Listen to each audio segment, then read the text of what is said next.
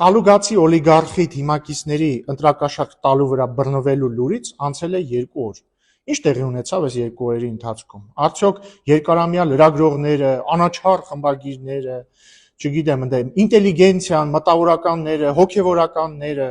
դատապարտող հայտարարություններ արեցին, ընդհանրապես անդրադարձան այս թեմային։ Այն 2 մանեթանոց լացողները արդյոք հրապարակումներ արեցին, ասելով Աստված իմ, այս ինչ է կատարվում, ինչպես կարելի է կաշառք տալ մարդկանց։ Արդյոք Կտիչ Ներսյանը հավաքեց Գերագույն հոգևոր խորհուրդը եւ դատապարտող հայտարարություն ընդունեց, որ քրիստոնեությանը հակասում է մարդուն առնել եւ ծախելու պիղծ գործելակերպը։ Արդյոք այն երկարամյա անաչառ խմբագիրները խմբագրական գրեցին, որ մարդիկ ուզում են մեր ժողովրդավարությունը քարուքանդ անել։ Իհարկե ոչ։ Իսկ գիտեք ինչու ոչ։ Որտեղ այս բոլորը այդ ընտրակաշառքի շահառուներն են։ Այս բոլորը տանել չեն կարողանում այն փաստը, որ 2018 թվականից հետո իշխանությունը պատկանում է ժողովրդին եւ ոչ թե իրենց խմբակներին կամ իրենց տերերի խմբակներին։ Եվ դրա համար իրենք ոչ մի ձայն չեն անի, ոչ մի լացուկոս չեն դնի։